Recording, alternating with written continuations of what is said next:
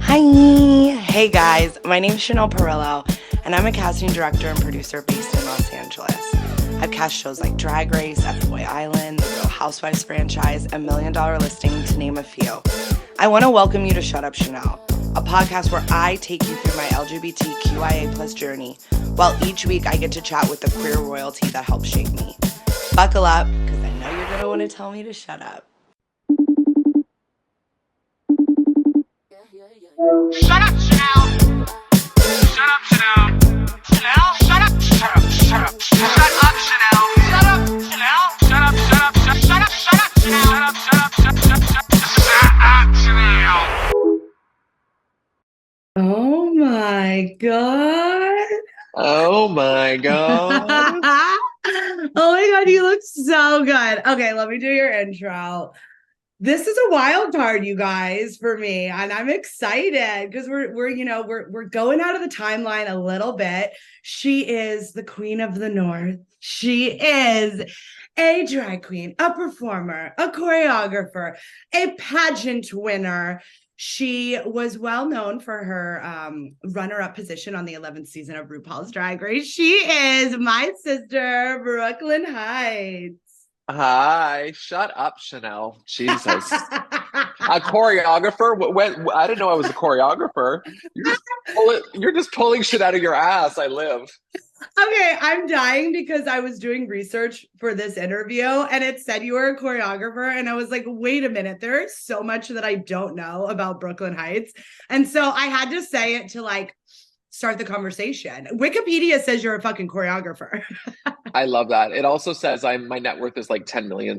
So isn't that fun? Those websites. I remember I was on one of those websites. It was like I was worth like $2 million. And I was like, where? yeah, where? Oh my God. Well, it's so good to see you. You look amazing.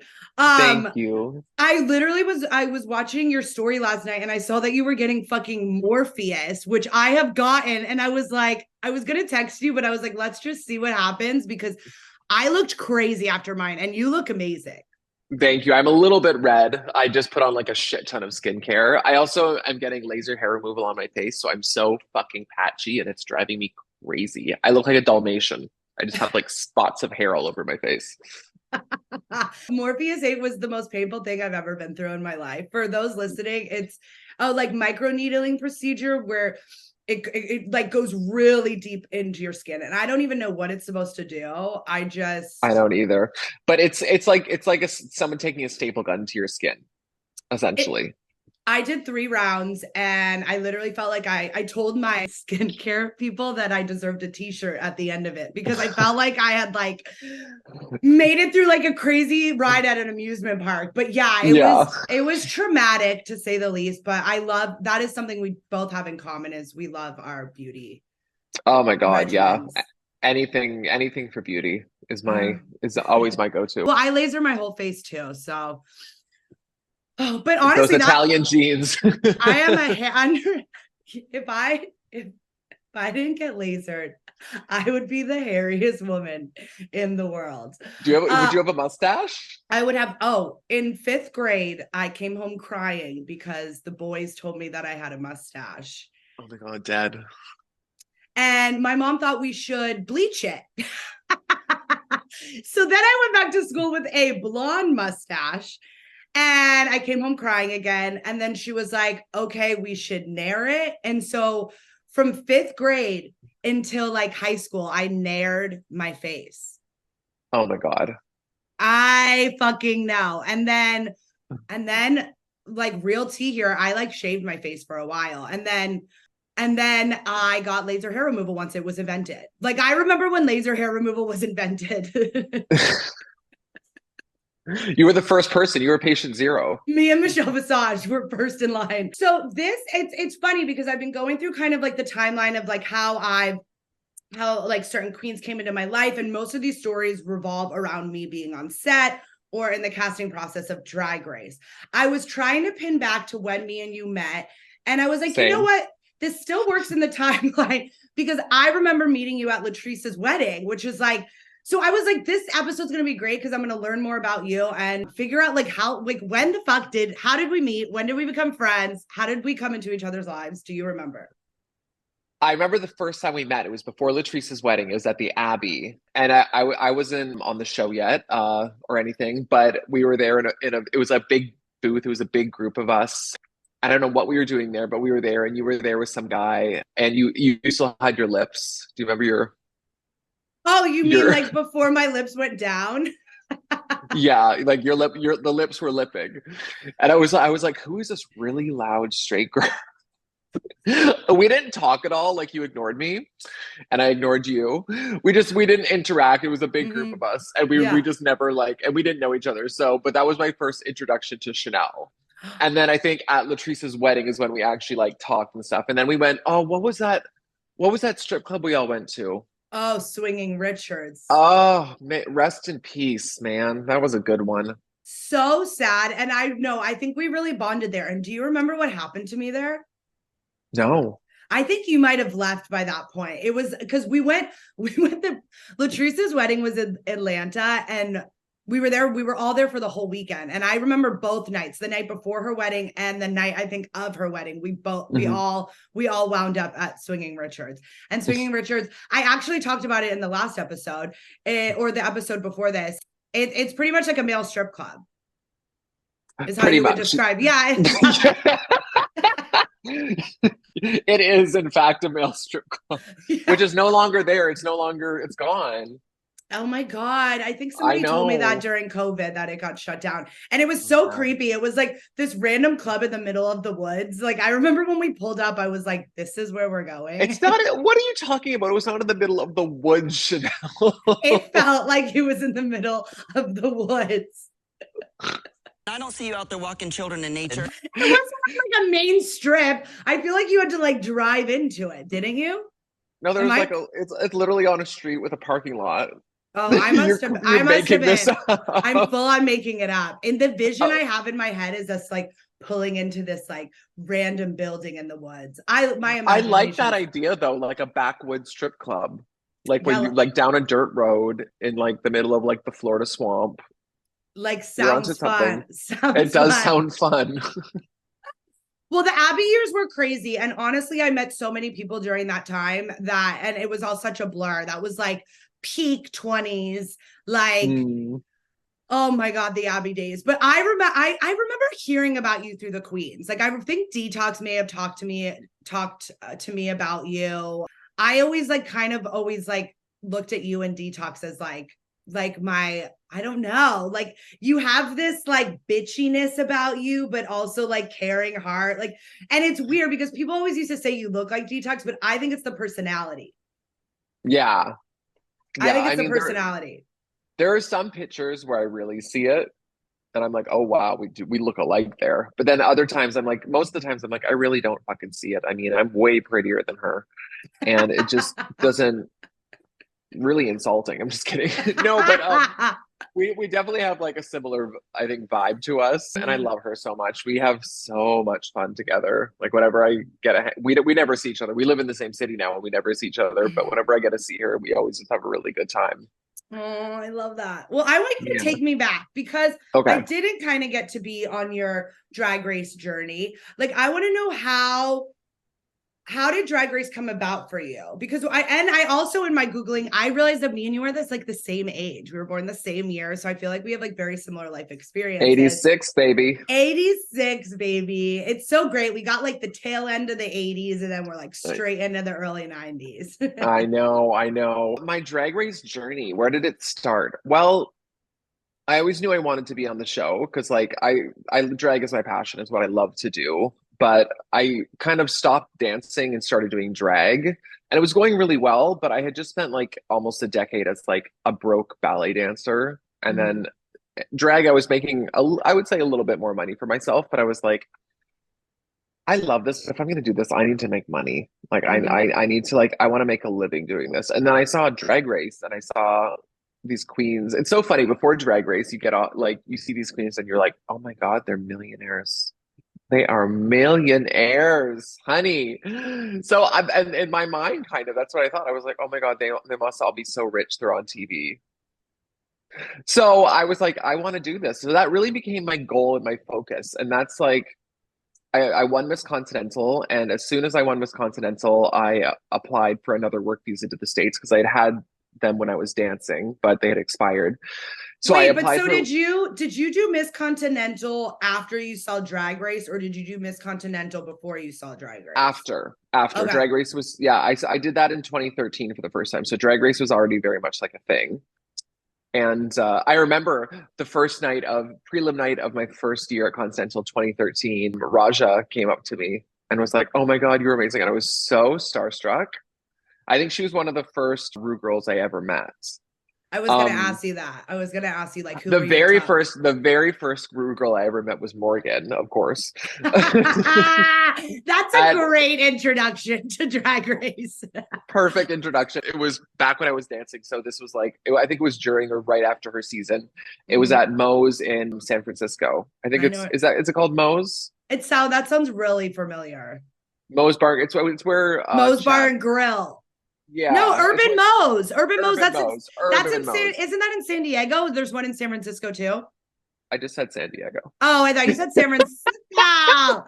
Yes, Urban Moe's, San Diego. Chad Michaels. Yes. So we were there, and I met Morgan, and with Morgan was none other than Mayhem Miller, who had not been on the show yet.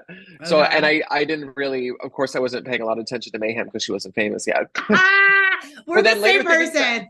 thinking back, I was like, oh my God, that was Mayhem. So yeah, so then I met Raja at Continental, and I was always, I kind of grew up in this weird, I came up in drag in this weird thing because I came up with Drag Race and being like a fan of Drag Race, and honestly being like a lot of the times starstruck when I saw these like TV drag queens. But I was also very much coming up with the pageant world, which is like the old school. So I'm kind of like a very big clash of old school and new school drag.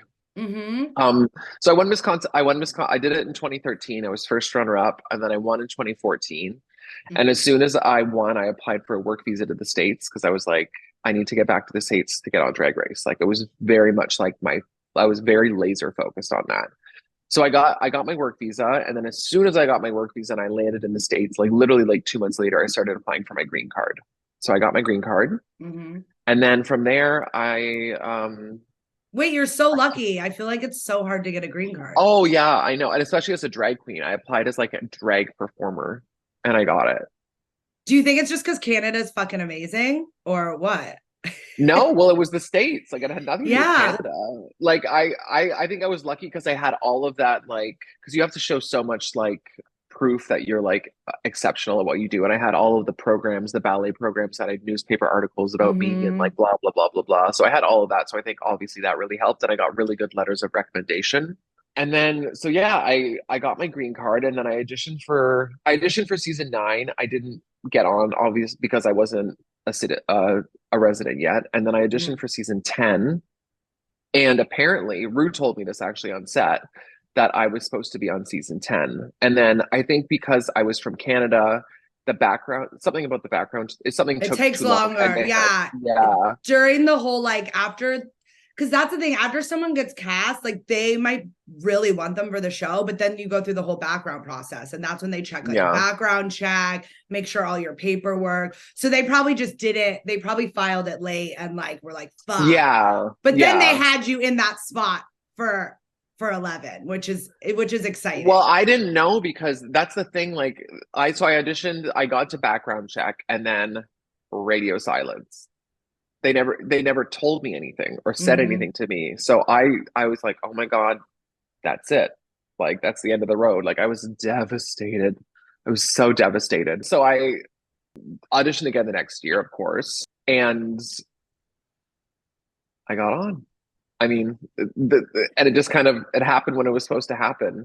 And it was so weird. Go ahead. Were you living in Canada when you got the call? You were Nashville. in Atlanta. You were Nashville. Yeah. I was living in Nashville from 2014, and I got on in 2018. So I was in Nashville for 4 years before, or 3 years before I got on. And what made you want to go to Nashville? I didn't want to go to Nashville. They offered me a job and sponsored me for my work visa. So it was after I won Miss Continental, the owner saw me at the pageant, and they're like, "Hey, we want you to come work for us at our club." And it was an amazing place. It's called Play Dance Bar. Like Play. every I was drink. gonna say Yeah. Play. I've been there. So they were like, do you want to come move down? And I was like, of course, sure. So I went down for like a weekend and I was literally there for like a night and a half. And I was like, cool, blah, blah, blah. And then they were like, do you want to move? And I'm like, sure. And I went home and packed up my stuff. And I'll never forget like driving back into Nashville, like into the city. And I was just like, what the fuck did I just do? Like, I was like, I am in the fucking South. I'm not a fan of the South at all. Like, just it's not my gig. I don't know what it is about it. I just do not like it there. So I was there for 5 years. I lived there and I hated it. I loved the job. The job was great. I traveled as much as I could, but I just did not like living in Nashville. I didn't, it was like, it's kind of like living in Vegas. Like, That's the not vibe. Yeah, it's like bachelorette party, like very capital, very, it's party, like party, there. party, loud, obnoxious, drunk people. But yeah, like the play itself, I always, whenever I always talk about hating Nashville, and I have to be very clear that I did not hate play and I did not hate where I worked. That was like the one saving grace for me. But like the city itself, I could not wait to get out. Yeah, Nashville listeners, like we still love you. Yeah, it's not your fault. No, and honestly, just know the thing is, it's just knowing which city you want to live in. Like that's the thing. It's like Nashville is perfect for some people, but it's just not you. It's not like people you. love it. Yeah. But you like you're a Canadian girl, like I don't know. I just don't see you in the South. I'm a northerner. You're a northerner. You're perfect in downtown Chicago. I really am. I love it here. Like I love seasons. It's cold today and I'm so fucking excited because I get to put on a coat and like a sweater. Yeah, see, that's the one thing. I think you did well in LA. I feel like you may like come back again one day. Maybe. I think there's a possibility. Like I do like California. I was actually surprised at how pretty California was and like how naturey and like because I just thought it was like a big city. And I never realized there was like yeah, there's lots to do there. I just felt very lost in LA. I moved there during the pandemic because I it was like my chance to get out of Nashville and Bianca was moving, so I took over her great apartment. So but I was just like what am I doing here? Because I was always gone, and LA, like it's impossible to make friends in LA unless you're there all the time. I feel like you really have to put in the work in LA to like make friends and like make connections and stuff like that. And also everyone's so busy hustling and doing their own thing that like you just don't see people a lot. So every time I would go home from a gig or from a trip, I would just kind of be sitting in my apartment by myself and be like, I don't have a life. Like I don't know anybody here. Like I can't. I should have bought something during the pandemic and I don't know why I didn't. But like I could have afforded something if I had bought during the pandemic. But then after shit started to get expensive again, I couldn't afford anything. So I was like, I can't buy anything here. And I was just like, I just feel very like isolated and alone.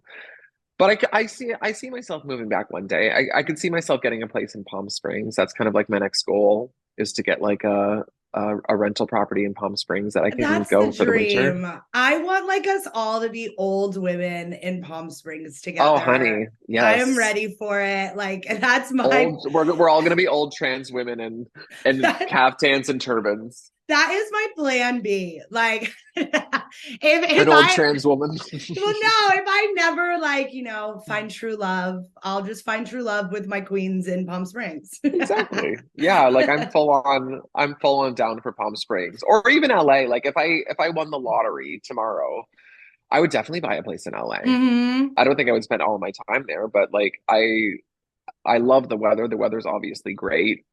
But that was like the only saving grace for me for the city. Like, okay, I want to go back. So you got the call, you got Drag Race. Yeah. You were so excited. That was something you had dreamed of and worked for. Take me to going to set. Like, how was it?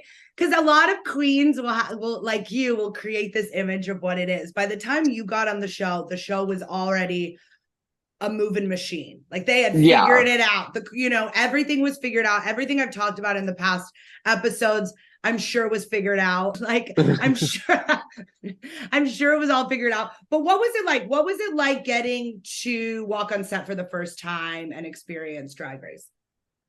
So cool. I mean, like I had known at that point, I knew so many people who had been on the show and talked to me about it and their Mhm. experiences and be like, oh, girl, it's going to be like this, blah, blah, blah. But it's really true. Nothing can prepare you for Drag Race until you actually physically, emotionally, and mentally go through it, you know? Mhm. So it was such a, I just remember being so excited. And I remember walking through that door for the first time and like meeting everyone and then Rue coming in. And it was all just like, it was so surreal. I think that my favorite moment of my Drag Race experience, I have two favorite moments. My first favorite moment was getting to walk that runway for the first time. That was really special. I remember Mhm.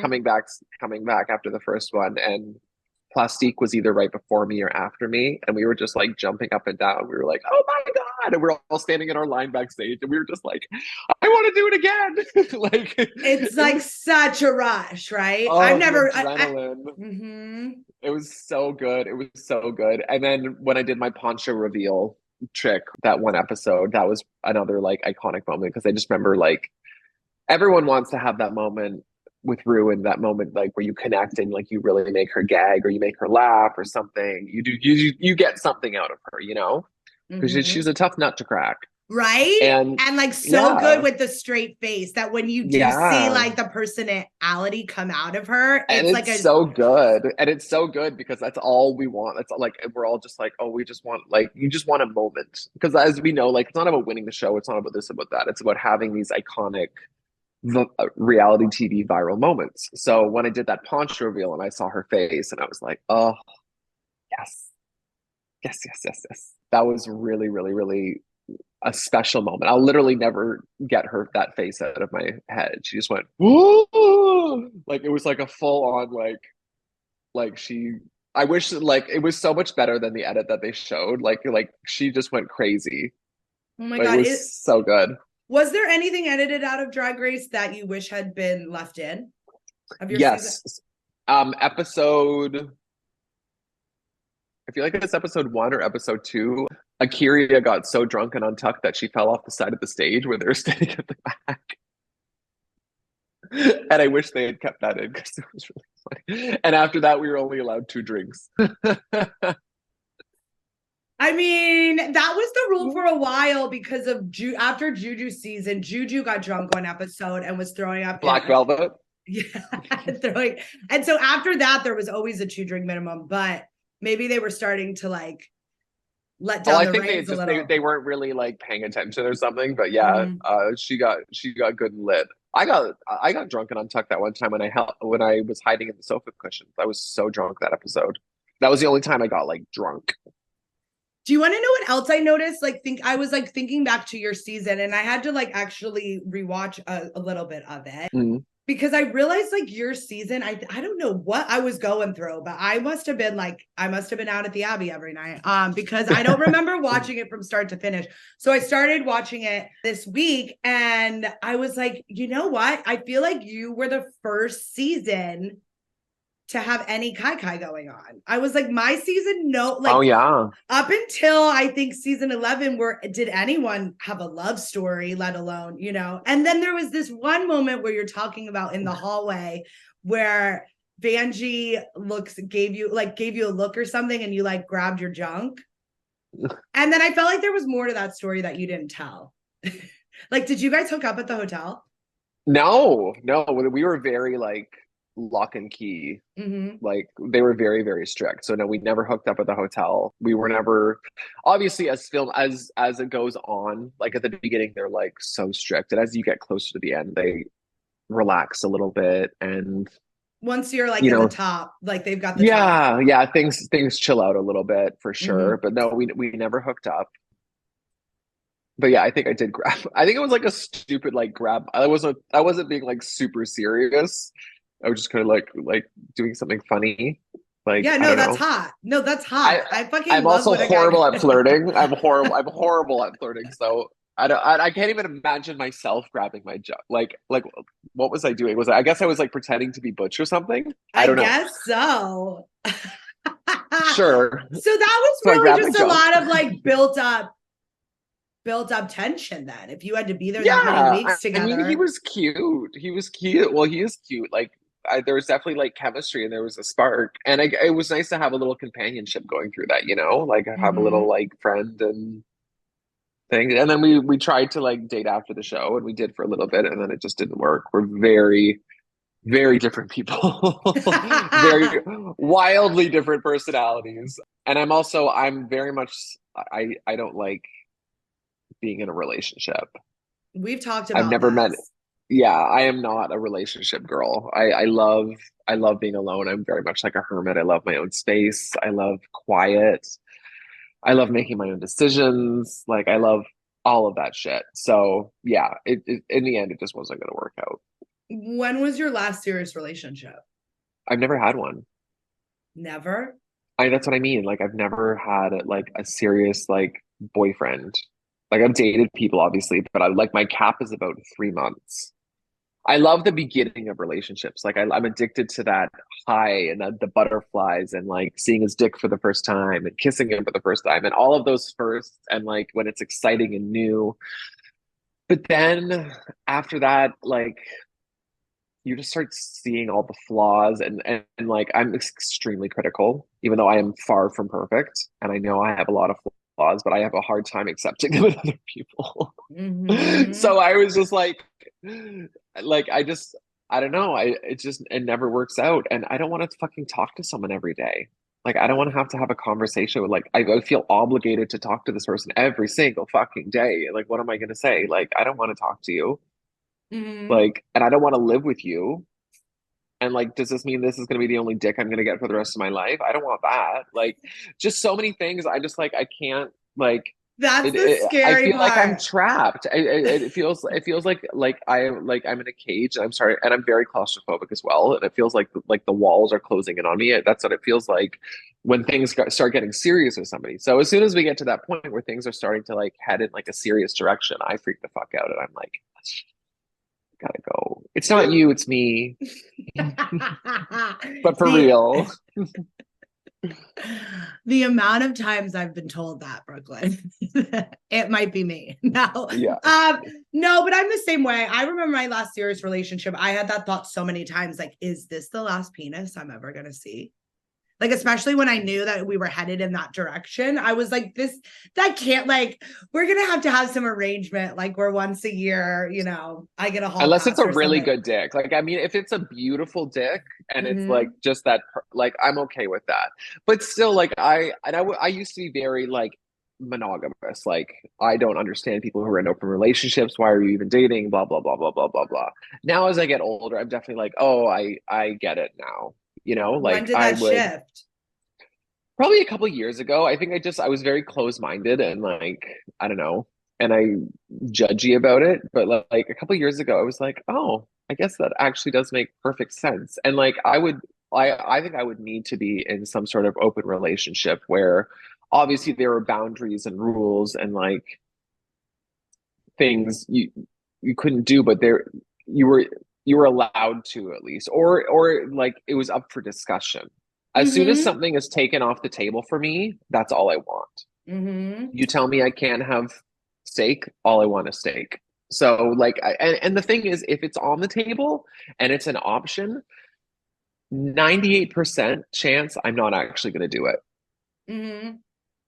No, it's so So, well, it's called ethical non-monogamy. I actually cast a development project for this poly dating show. And so that's what I love about casting is like whatever show I'm on, I like really learn about the subject. And so I yeah. learned so much about polyamory and ethical non-monogamy and like how it really is like such an open communication, talking about boundaries, like what works for us, what doesn't, what are we Yeah. allowed to do, like what are our non-negotiables when it comes to it, like how, and there's all these like rules that like couples can make to where both partners feel comfortable. And then you do Mhm. check-ins every couple months where it's like, okay, this isn't working for me anymore. Like, let's do, so, and it's really about like self-discovery because you don't know your boundaries till they're in Yeah, front of you. You know what I mean? So exactly.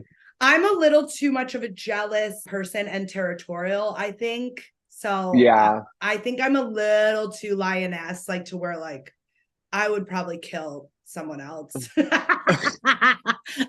I'd be like, please take. Yeah, see, I get jealous. Like the first, if they were to like, and I'd probably be more jealous in like the romance aspect of it than the sexual aspect of it. Yeah. Like if I found out he was bringing you to like my favorite restaurant, like I would be pissed. Yeah, that's true. So that would be like, my boundary. I get that. No favorite restaurants. No Delilah. No. You know me so well. Yeah, and like I know that's also I'm very open to the idea of possibly one day being in a relationship, but I think if it happens for me, it's going to happen later in life. Like all of everything kind of seems to happen a bit later for me than everyone else. I'm the youngest child, so it always kind of takes me a little bit longer to do things, which is fine. But yeah, it's going to have to be a really, really special person. I'm definitely not just. I have lots of friends who just cannot be single. Like they physically, like they just have to be in a relationship, and I don't understand it. And I'm just not that person. I don't either. And I don't know if it's like maybe it's upbringing, maybe it's like codependency, maybe it's like fear of being alone and like settling. But yeah, I'd much rather be alone with my dog than with someone that I don't like, I'm not obsessed with. But you kind of segued. I want to know about your family. Like, I don't know your backstory. Like, where did you grow up? Like, paint a picture for where you grew up in Canada and the family that you were born into. I grew up in Toronto, in a little suburb of Toronto called Etobicoke. I'm the youngest of four, and I grew up in it was a very religious family. My grandparents were missionaries in Asia. So my mom grew up in like Malaysia in the jungle. And my dad's family was very, very religious. They were like staunch, like this like sect of Christianity where the women couldn't wear pants and had to wear like head coverings in like church and shit. Like it was like hardcore. So I kind of grew up in that world, which was interesting. Being what religion? Yeah, what religion were they? Christianity. It's like Christian, like Pentecostal, like that hardcore Christianity. They were like, it was called the Brethren. Doesn't that sound like a cult? The Brethren. Yeah, so it was called the Brethren. Thankfully, my parents left that sect of Christianity by the time I was born, but it was still obviously like, it still lingers. So I was brought up in a more forward-thinking church where they actually had musical instruments and stuff, and like it was still very much church, but it was like just not so strict. But yeah, I grew up in church. I was a church kid 3 times a week, which is interesting again because I'm me and I've always been me, and I've always been very gay and very flamboyant, very out there and just like noticeable, I guess. I've never blended into anything ever. So what was that like in the church? Did people try to dim your light or did they embrace you? What was it like being so gay in the church? Well, I didn't know I was gay. Well, I knew I was different. I didn't really know what that meant, but honestly, I had a lot of I had friends. I would almost say I was popular. Like I was a mean girl. Oh, I was a mean girl at church because I was bullied so badly at school, obviously, because and then at church for some reason, like my two best friends were these 2 straight guys, Simon and Kevin. They're both firefighters too. Shout out Simon and Kevin. Hey, Simon and Kevin. Yeah, they're both firefighters. So they're yeah, they are, and they're both very, very attractive. But yeah, they were my 2 best friends. It was like the 3 of us, and I don't know. I kind of like ran my like age group clique. I was like Regina George, and I was a full-on mean girl because like I had to take out my anger and like my aggression on the fact that I was made to feel so small at school. So I was like a big dog at church, and I was like, oh, I'm gonna be like. What is that? So I had to go to CCD because I grew up Catholic, but my parents didn't make me go to Catholic school. But if you didn't go to Catholic school, you had to go to church class every week. And I felt like I shined at CCD too, because it felt like a second chance at school. I felt like it was smaller group. You're all in it kind of together. So there's this like, oh, we have to get through it together. And yeah, I don't know. I feel like I had more confidence in CCD. When you say bullied, tell me about that. Like, what were they doing? Well, I never got like beat up or anything. It was just like getting called faggot and like the usual and just like made fun of and stuff like that. And I just wasn't popular. I had friends, but I just wasn't like a cool kid. And all I ever wanted in the world, some days even now, all I ever wanted was to be normal. I was like, what? It must be so nice to just be average and normal and just like go through life and nobody like stares at you constantly, or like you're not, you know what I mean? But Mhm. just to be like content with like working at a bank, or like just having a normal, like having like a normal job and being like, yeah, this is my job, this is my life, cool. Anyway, and I'm not built like that. Like I'm constantly wanting more and more and more and more. You in a bank, you in a fucking bank. Well, you know what I mean though? Like Yeah. just to have like a very normal, steady, stable job and be like happy doing that. And Mhm. and a lot of people are, and I think that's amazing. But I always wondered, like, just for a week, even if I could just be inconspicuous and like not noticeable, because I've always been so just noticeable. My height, the way I walk, like everything about Mhm. me has always kind of stood out. I'm not a wallflower in that way. So I used to pray. I was like, please just make me normal. Just make me normal for like a day. I just want to blend in and disappear into the wall. Oh my But that God. wasn't meant to be.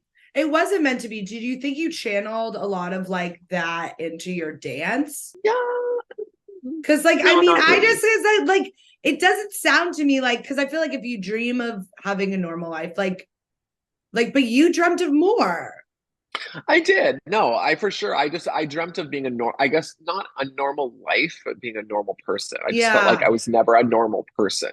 And I was just like, When did you start to accept yourself and kind of oh, it's embrace like taken your me a long sexual? time. Okay.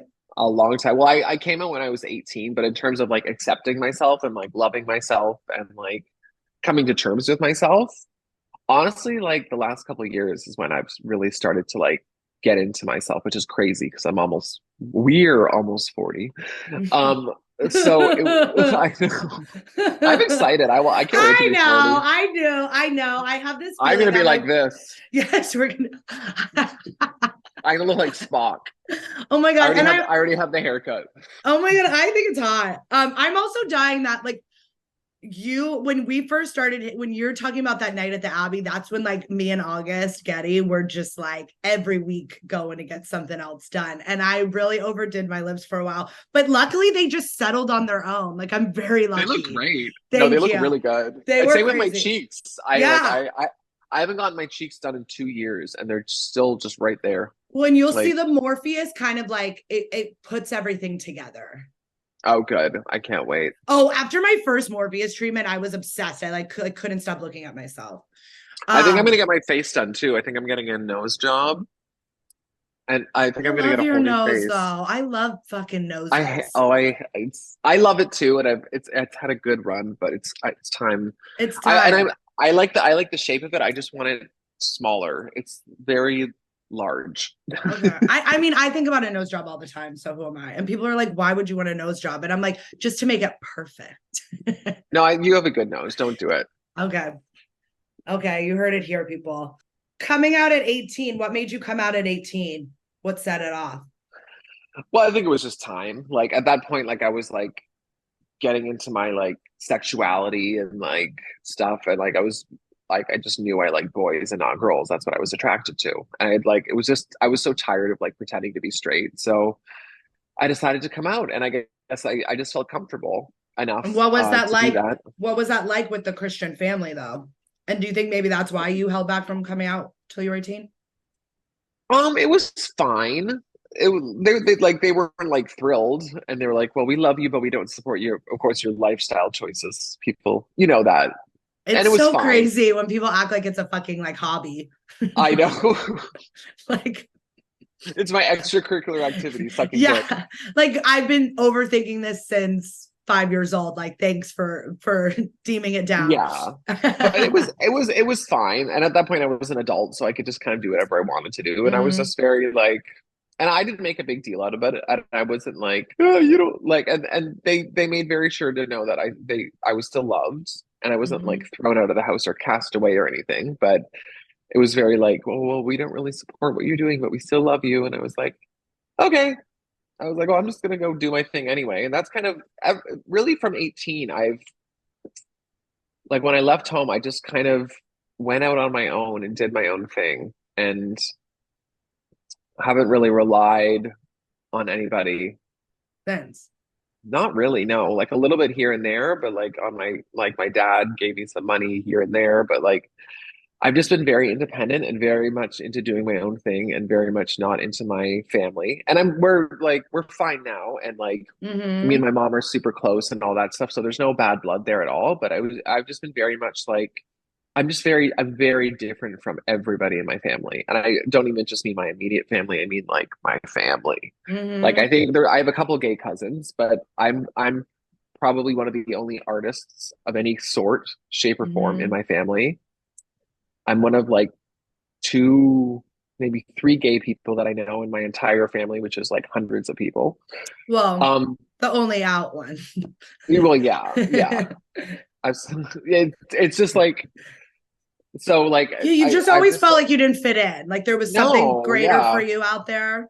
yeah. Like I just never really fit in with my family. So I've always just kind of gone out and done my own thing. And I come in and see them, and like when I'm in town, I see them and stuff, and then I just go away again, and it's perfect. I'm much better. I think I'm much better with my family from a distance.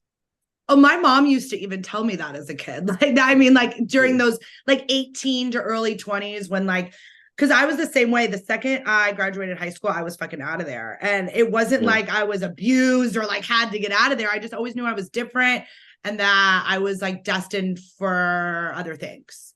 And my Yeah. mom and our relationship got better. My mom used to be like, we're better from a distance, like, because we're so similar that we'll just like, just our personalities, not, you know. But I totally get that. Like, I just always wanted to be independent. I remember being like a little girl, like pretending like my room was my apartment and like no one could come in. And like, so Yeah. I've always been, ever since then, I've just been on my own. And I love it. I mm-hmm. mean, there are definitely moments you get lonely. Like I would like whenever I'm on like a nice vacation and I'm like, oh, I wish I had a boyfriend. This is romantic. Or like when it's the holidays, blah, blah, blah, blah. But then as soon Mm-hmm. as that's done, I'm like, oh, thank God. Or I just jerk off. And if I ever want a boyfriend, all I do is jerk off. And the minute I come, I'm like, oh, there's nobody here. Isn't that nice? Isn't that nice? I don't have to talk to anybody right now. I love that. And No, that's, I think more people should masturbate before texting their ex. yes, imagine. It's Imagine. imagine no, and I wish more guys did it so they didn't like lure me back in would be just because they're fucking horny. Like I'm like, why don't you masturbate and then see if you want me to come over? Because The stupid shit horniness makes us do. it's Like, so true. I've been doing that yeah. now. Like as an adult woman, I've been like, you want to text him, but why don't you go masturbate and then see if you really want to hang out with him tonight? And then after I'm like, fuck that. Let's throw on some Gossip Girl and smoke a bowl and go to bed. Exactly. Exactly. Like that's the vibe. And then I don't feel like used the next day. You know what I mean? Because Mhm. that's where I'm at in my life, where it's like, I'm just like, I save myself from getting attached to anyone. Yeah. Yeah, I'm the same. And I haven't met anybody that I've liked enough to like Want factor to into my change your plans life. or factor into my Mm-hmm. life. Yeah, I've never met anyone that I was like, oh my God, I'm in love with you or like I need you in my life. I'm like, okay. And I usually after I come, I'm like, oh, Except Miss you're Vanjie. here. Except Miss Van, Except Vanjie. the one that got the fuck away. Thank God. Oh my I God. love Vanjie. I love Vanjie. Wait, okay. And we're still good friends. Oh, I bet. Like, Oh I yeah, we fucking still talk all the love time. Vanjie. We need to have like a fucking crazy night because I feel like the three of us would go crazy together. Oh my God. Well, We would have fun. I'll chaperone you too because I'm sober Yeah, now. we So would I be will be the so fucking chaperone. loud. Oh my God, you're sober? I love that Yeah. for you. Yeah, I it's been a barely year. drink anymore. A year? Mm-hmm. Oh my God, like sober everything. Like you don't do no vices? No, I take like an edible once in a while to go to bed. Like I never Mm-hmm. smoked weed, but like yeah, no drugs, no Oh, alcohol. oh my God. And our inside joke used to be like, get me a drink, Chanel. Chanel. Where did that start? I Where don't did know. that? And it was very detox. Like, I don't know. We would be at parties and Brooklyn would be like, Chanel, where's my drink? Oh, I think it was because you were like, I'm jealous. Like, you used to like be like the girl that got all the queen's drinks and all this stuff. And like, I don't get that. You're like, Oh yeah. where's my treatment? You know? I think that's right. Yeah. Yeah. So That every sounds time right. you'd see me, you'd be like, where's my drink, Chanel? Chanel, where is my drink? Chanel. Okay, so you're on Drag Race. You do good. You make it till the end. I do good. Did you think you were gonna win? No, You know. no, I didn't think. Going into it, my goal was to be top two. Mm-hmm. And it's honestly, as soon as that happened, I was like, party. Like I kind of checked out. I didn't check out, but like I still gave it my all. But like you know what it's gonna be. Like I was performing and I was dancing my heart out, and Evie literally was just standing there and did like a back bend, and people lost their shit. And I was like, well, that's that.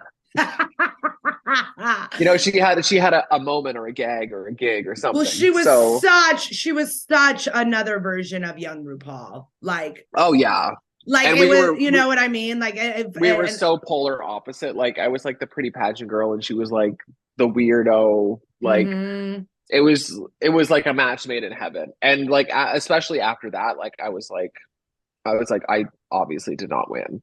Like, but like you kind of fucking won because, girl, you are now the judge of Canada's Drag Race, the host. Yes. You are like the main. You were like the RuPaul of Canada's Drag Race.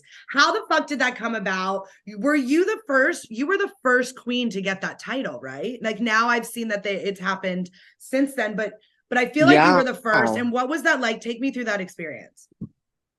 I'm the first queen contestant. Excuse me. I'm the first contestant from the show. The first actual queen that hosted a franchise besides RuPaul was Pangina Heels in Thailand. But she had never been on Drag Race. So I'm the first contestant from Drag Race to get my own franchise. And I really don't remember when exactly. It was around DragCon time that I think we started hearing about it, and there were whispers about it, which was actually before the crowning, before the finale. So like I think I was going into it kind of, or it was either right before or right after the finale. It was very close in that time frame.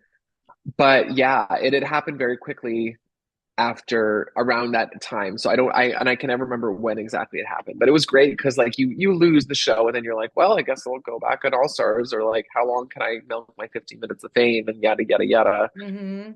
And then this just got plopped in my lap, and I was like, well, never mind. I have something to do now. And we just announced that we're doing a 5th season. So it's crazy. So we've done 5 seasons, or we will have 5 seasons of it. And we've done 1 season of Canada versus the world. They've announced a second one of that. So I will have hosted 7 seasons of Drag Race pretty soon at some point in the next year. Like I just got the chills for you. I mean, that's such an accomplishment, and you're so good at it. Like you really, like you're so good at it. It seems like it comes very natural to you. Yeah, judging does come very naturally to me. Yeah, exactly. I know. Did you ever have a conversation with Ru about it? Like ask for like tips and tricks? Like who did you talk to about like taking? I mean, that's like it's huge shoes to fill. No, I messaged Michelle about it, and I was just like, and she gave me good advice. She said, always try to see yourself in every contestant. So I was like, oh, okay, that's good. But besides that, no, I never talked to Ru about it. Every time I see him, which is like maybe once every 2 years or once a year, like at filming or something, I always just say thank you so much, like for changing my life. Because like I really owe everything I have to him, and I think we all do. I mean, drag would not be this economy and this industry without him. So I'm always just so grateful for the opportunities he's given all of us. Honestly, like it's just he's changed so many lives. He's changed this underground industry full of like freaks and weirdos, and given us a platform and a chance to make a real living doing what we love to do. Which is something none of us ever thought would happen. We all thought we'd be standing on an apple box in the corner of a bar making $100 for the rest of our lives. So, or getting the like drag queen number 4 in like a background scene, you know. But it was not. Oh yeah. Dead hooker number 4. Yeah, I mean, the show changed the whole world, and like not just the drag community. I mean, it has now trickled completely into the mainstream, where it's like you're seeing little like middle-aged white women say slay, and it's insane. Yeah, and that's all thanks to Rue and thanks to Fenton and Randy and Mm-hmm. Tom and everyone at World of Wonder. Like shout Mm-hmm. out. Shout Like out. it real like it they've really just kind of taken this and run with it, and it keeps getting bigger and bigger and bigger. We're like Yeah. the new America's Next Top Model. It very much is that, but it's like even surpassed that because America's Oh Next yeah. Top Model, like, yeah, it like kind of hit like it's still going and like worldwide. That's the craziest thing is like how many like countries and Yeah. shit it's in now. It's insane. What's the proudest moment of your career thus far? Is it that getting Drag Race Canada? My whole career, I think, honestly, yeah, getting to host Drag Race Canada is a pretty big accomplishment. I've won a Canadian Screen Award. I've won four of them for hosting, so that's pretty cool. Oh my God, that's I think, huge. I think my proudest moment is I have so many proudest moments. My number one proudest moments, I'm going to say, it's because it's really what turned everything for me and kind of got me on this path, is winning Miss Continental Mm-hmm. because that's what gave me the visibility. That's such a legendary sisterhood and Mm-hmm. legacy to be a part of. So that was like number one for me. And Mm-hmm. then getting on Drag Race, getting to host Canada's Drag Race, buying my houses has been pretty Mm-hmm. cool. And like never thought I would be able to not have one, let alone two houses. Like Mm-hmm. that's kind of a big deal, and I'm very proud of it. So yeah, those are all kind of like pinch me moments. Honestly, I'm just so lucky. Every day I wake up and opportunities just keep coming my way, and I'm just so grateful. And I just always try my best and work really hard. I work really, really fucking hard, You and do, you're a professional. I am, and I am a workaholic, and I love what I get to do, and I put everything I have into it. So I'm very grateful that I get to keep doing it. What's a common misconception about you? That I'm a bitch. Well, well, I just have a very dry sense. I'm very dry. My face is obviously very not friendly looking. But I'm so goofy and stupid like when you know me, but I've always just kind of been like a grump. Always. Like even as I was a little kid, I've always just kind of been like very sarcastic, very dry, very grumpy. Which I love because I love a fucking I challenge. love We've talked about this before. Is like Yes, you do love a I challenge. love challenges. I love monster. It's a toxic trait for sure because that trickles into my dating life, Brooklyn. But Everyone loves a challenge with their date, who they're dating. There's something like I can fix him. yeah, I could fix him. Like, why, yeah, it's very that. But no, I had a feeling you were going to say that because I do think that you have this like hard, like, I think people like us, because people have said that about me too. It's like, it's a defense mechanism. Like we've had to be this way and it's like a Yeah. survival tactic, but usually those people usually have the biggest hearts and are the most like softest, Oh, like, I am, and I put up a lot. You're right. It's a total defense mechanism. I'm an extremely, extremely sensitive person. I was crying this morning watching like a video of a dog sleeping. And when I was little, I would cry at everything all the time. Like, I remember we had like a family from our church up to our cottage in the summer for like a week. And when they left, I'll never forget this. I started bawling. Like I was never going to see I literally see them every week at church, and I was bawling my eyes out because they were leaving. It was just like stuff like that. So, and I think as I got older, I got really embarrassed because like it can't be crying all the time. So I started to. That's when like the walls kind of went up, and I created this like kind of harder shell on the outside. But I'm a very big softie. I'm a huge softie. I don't let a lot of people see that side of me. it's probably why we also like being single because it's like no one get Oh, like yeah. no, I don't want anyone to ever see that No side of me. vulnerability ever. Absolutely not. And it's weird that you can pinpoint that one moment because I have the first moment of my childhood that I remember crying over something silly. Do you remember did you watch Full House in Canada? Oh yeah. Remember when Danny and his girlfriend broke up on the show? Oh my God, yes. I think we probably were in like third grade or something. Like I remember being so young and I remember I couldn't stop crying over it. And my mom thought it was like so weird, but she was like, that's so cute that you care so much about this fake relationship on television. Right. But I just remember being so emotional. And then ever since that, ever since then, I cry over everything in movies. Like I get so invested, and yeah, I cry. But I cry over weird things, like same like you with like if I see like a cute bird outside, sometimes I'll be like, oh. Yeah, or like I was watching like blind auditions on The Voice today, and I was just like, it was like "Jealous" by Labyrinth was the song they were singing. I just started like, like just crying. Oh my Oh, not God. even like teary-eyed, like full on tears rolling down my face, crying. So Oh my like, God. So people would yeah. never know that about you, I don't Oh, think. I'm gonna like and I don't cry a lot, but like there's a reason I don't cry a lot because I am what you would call an ugly cry. Like when I cry, it's like we're talking heaving, like like can't talk. Like when I cry, that's what we're dealing with. So it's not great.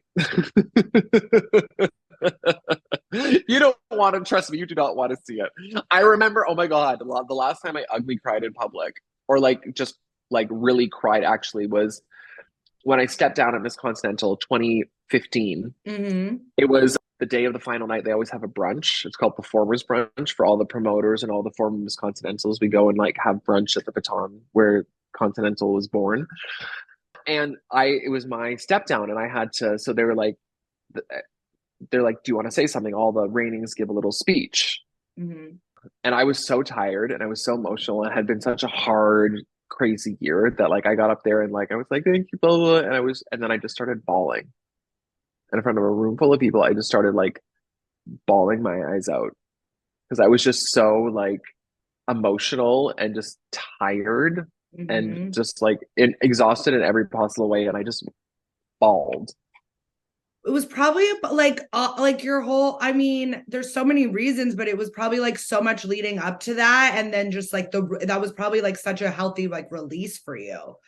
And what's crazy to me is because Continental, like I feel like everything in life kind of like prepares us for things, and so like I feel like, you know, your childhood with being bullied and stuff like that prepares you for Continental. Like isn't Continental a little bit like what's something that people don't know about Continental, like how it could get, like does it get really competitive, does it get bully like, or did you have a great No, experience? it really doesn't. Hey, stop biting me. Sorry, my cat's It's being okay. an asshole. Come here. You a cat Come here. person? Oh yeah. Oh, what's your cat's name? This is Apollo, Oh, and he hates Apollo. being picked up. One thing, it's actually Continental is extremely professional. And one thing I think that would shock most people is how quickly it moves. Because we've all been to a pageant and they're like hours and hours and hours long. Continental is done in 2.5 hours. Like it is like it is run like the military. Like you have like let's say there's swimsuit and there's 30 girls in swimsuit. If you're girl number one, you have until all of those other girls go, plus like probably 2 entertainers to get ready for the next category. And then it's bam, bam, bam again. Like it's run so quickly. And it's amazing because that's how it should be. It's done so professionally. So I think that's what surprises a lot of people. And also, I encourage everyone watching this, go to Miss Continental. It is the best. It is like it's the best pageant to go watch. It's held in a big, beautiful theater. Everyone's there. What was so great this last year, and what's been happening the last couple of years, is Ru girls come and watch it and support it. And I'm like that. Like I think there was like 6 or 7 or almost 10 of them there this year, and it was so cool to see all these Ru girls come and like because we have to keep pageantry alive. It's true, and we have to keep it alive. And honestly, like I'm shocked there hasn't been like a docu-series on the pageant system. If anyone's listening, I think they're working and wants on to it. do it, yeah, someone has to be doing it because I'm like, it's so fascinating and so interesting. And I remember my first taste of drag, I learned about pageants and like watched them online and all that stuff. And especially because Morgan McMichael is like entertainer of the year, like a bunch of the girls in the beginning, like they were all pulled straight from like the pageant system. Is that how did you meet Latrice? Like what? And that was how I was going to kind of wrap this out was how did you know Latrice? How did we wind up at that same wedding together? I met Latrice when I was Miss Continental. Obviously, I'd known about her on Drag Race, but I was performing in there's a prelim in Fort Lauderdale, and then we went to this bar afterwards to perform, and she was there, and that's kind of how I met her. And she tipped me, and I was like, oh my god! And then we just kind of kept running into each other from then. Like I would perform in Orlando a lot, and she was up there, and we would just bump into each other here and there and around the corner. And I met Christopher, her husband, and then so yeah, it just kind of like evolved from there. That's Um, so and crazy. then yeah, it was just one of those like nice little things. I love that. Because it was Yeah. like, so it started at the pageant and ended at the pageant. I love it. Let's wrap out this interview with, well, what I want to know, like, what's next for you? What is next for me? Well, Like, I'm what leaving else do on you want to Monday. do? What else do you want to What do in your life? I would love to do more runway modeling. I love doing runway, and I want to like a proper runway, not one in the Um, middle, not one in the middle of a park during a music festival. but you fucking killed it. Wait, was that your first runway? Well, besides Drag Race, yeah, that was my first that was my first fashion show I've ever done. Oh my God. So I cast Brooke Lynn in our last Marco fashion show, which happened to be, After I told her to. I mean, she did, honestly, like and like that's how I know, like when you want something, you go after it. Like Brooklyn was Yeah. like, oh no, I'm in your next fashion show. Like you better call me. And so I was like so scared to not have you in that show. Yeah. But Brooklyn fucking killed it, but it was in the middle of a music festival without like a real proper runway. So you're right. Like we need to do like a real, and that's my thing. A runway is like, that's my favorite part. Like that is my Oh favorite part of a yeah. fashion That show. was my favorite part of and that was my favorite part of the Drag Race was the runway. But I just Mhm. I love that moment. So I would love to do more modeling stuff. That's Okay. definitely something I want to do. Keep like developing and producing TV shows. Something I want to keep doing. Honestly, I don't ever really have a plan.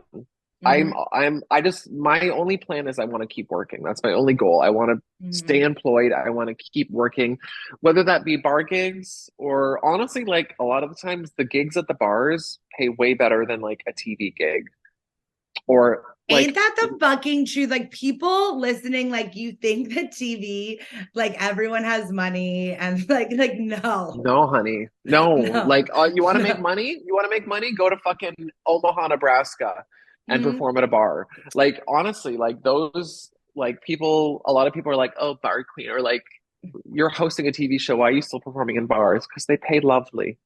That's why. Yeah. Yeah. That's They pay why. lovely and you get that like you get that Connection. connection. You get connection Connection. with people, and I love performing. So I'm like, absolutely. But I'm leaving on Monday for the Murray and Peter Christmas tour for 38 shows. Oh my God. 38 shows, Chanel. So that'll be fun.